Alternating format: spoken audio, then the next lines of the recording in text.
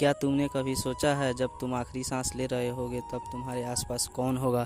तुम्हारी फैमिली होगी, तुम्हारे कुछ खास दोस्त होंगे, रिश्तेदारों में भी क्लोज रिलेटिव्स ही होंगे, लेकिन एक इंसान और होगा, वो बस तुम्हें कुछ समय पहले से ही जान रहा होगा और उसको इस बात का कोई फ़र्क नहीं पड़ेगा, चाहे तुम कोई भी हो, किसी भी धर्म के हो, किसी भी जाति के हो, किसी भी गांव के हो या शहर के हो, गोरे हो, काले हो, बच्चे हो, बूढ़े हो, आदमी हो या औरत हो। वो तुम्हारा और तुम्हारी रिलेटिव्स का आपस में मिलने का टाइम बढ़ाने के लिए, तुम्हें नई ज़िंदगी देने के लिए अपनी टीम के साथ पूरी जी जान लगा रहा होगा। ये वो इंसान होगा जिसने अगर ऑपरेशन थिएटर के बाहर आकर सॉरी बोल दिया तो समझो खेल ख़त्म।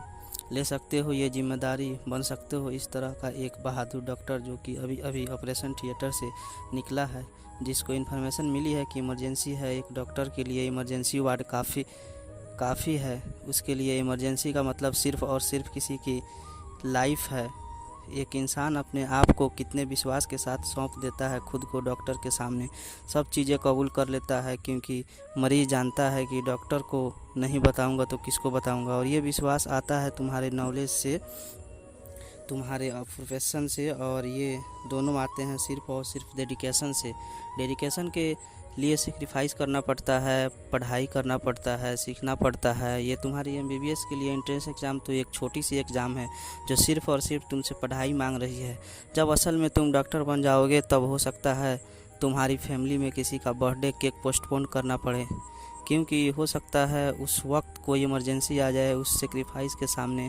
आज के एग्ज़ाम वाले सेक्रीफाइस बहुत छोटे हैं। अभी सिर्फ तुम्हें आलस छोड़ना है, बिना रुके मेहनत करना है, क्योंकि डॉक्टर की चैलेंजिंग लाइफ में अगर एक बार सर्जरी रूम में घुस गए तो उसको पूरा करके ही बाहर निकलना है, अधूरा नहीं छोड़ना है। और अगर नहीं कर सकते तुम ऐसा तो प्लीज़ किसी और नौकरी की तैयारी कर लो, क्योंकि डॉक्टर की वाइट कोट बेदाग होता है। उसको पहनने का मतलब है कि सामने चाहे कोई भी हो, अगर उसको मेडिकल प्रॉब्लम है तो वो बिना कंडीशन उसकी हेल्प करेगा। ये जो गले में स्टेथोस्कोप होता है वो जिम्मेदारी की माला है। तुम्हारा काम, तुम्हारा प्रोफेशन डायरेक्टली लोगों की लाइफ से जुड़ा है। आईसीयू के बाहर जो रिलेटिव्स की भीड़ है वो इसी चीज़ का वेट कर रहा होता है कि कब डॉक्टर बाहर आए और बोले कि चिंता मत कीजिए, मरीज खतरे के बाहर है। और उसको होश आ गया है। कहाँ से आती है ये जिम्मेदारी, कहाँ से आता है लोगों में डॉक्टर के प्रति इतना विश्वास? सोचा है कभी? क्योंकि वो मेहनत करते हैं और वही मेहनत तुम्हें अभी करनी है। सोचो, ये तुम्हारी नीट की एग्ज़ाम या एम्स की एग्ज़ाम एक इमरजेंसी है। अब तुम क्यों करोगे? डॉक्टर हो ना, चैलेंज एक्सेप्ट करो, अपनी टीम बनाओ और तुम्हारी टीम में तुमको मिलकर सिर्फ 3 लोग हो। पहले तुम, दूसरी तुम्हारी प्लानिंग और तीसरा तुम्हारा हार्डवर्क। तुम्हारा स्टेथोस्कोप है तुम्हारा दिमाग जो हमेशा तुम्हारी मंजिल पाने के लिए बेताब धड़कनों की बात सुनता है और उसको हिसाब से तुम्हारी बॉडी को मेहनत करने के लिए ऑर्डर करता है। और जब तुम इस एग्ज़ाम की इमरजेंसी से लड़ रहे हो उस वक्त अपने इस ऑपरेशन थिएटर रूपी स्टडी रूम के बाहर की वार्निंग लाइट जला देना, ताकि तुम्हें मेहनत करने से कोई डिस्टर्ब ना कर सके।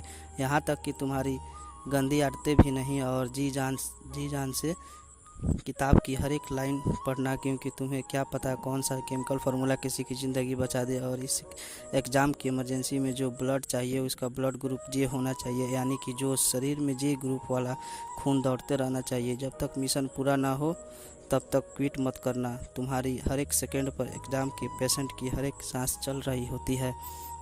इस तरह से तुम डेली मेहनत करना, पढ़ाई को एक इमरजेंसी की तरह लेना। और सुनो, डॉक्टर बन रहे हो ना तुम, तो कभी भी दूसरों चीज़ों में डिले मत करना, आलस को लात मारो। यकीन मानो मेरा, तुम्हारा ऑपरेशन सक्सेसफुल हो जाएंगे। बड़े होकर एक नेक और काबिल डॉक्टर बनना, क्योंकि दुनिया में ऐसा ट्रस्ट बहुत कम जगह को देखने को मिलते हैं जैसे मरीज़ और डॉक्टर को होता है। मरीज़ बिना कोई सेकेंड थॉट लाए वो सब करता है जो डॉक्टर कहता है। वहीं डॉक्टर अपनी मेहनत और लगन से, अपने ज्ञान से और सर्जिकल इंस्ट्रूमेंट से बहुत बड़े बड़े काम कर जाता है। ब्रेन सर्जरी कर देता है, ओपन हार्ट सर्जरी कर देता है, प्लास्टिक सर्जरी कर देता है, हार्ट के ट्रांसप्लांट कर देता है, और भी ना जाने कितने कॉम्प्लिकेटेड ऑपरेशन कर देता है। कौन है वो इंसान जो ये सब एडवांस बायोटेक्नोलॉजिकल काम करता है? क्या ये सब काम करने वाला कोई अलग से पैदा होता है? वो हम जैसा ही पैदा होता है, लेकिन उसकी मेहनत और लगन उसको वो सब काम करने के काबिल बनाती है, जिससे कई ज़िंदगियां बच जाती है। और उस मेहनत की स्टार्ट होती है उस स्टूडेंट से जो एमबीबीएस करने के लिए एंट्रेंस एग्ज़ाम की तैयारी कर रहा होता है।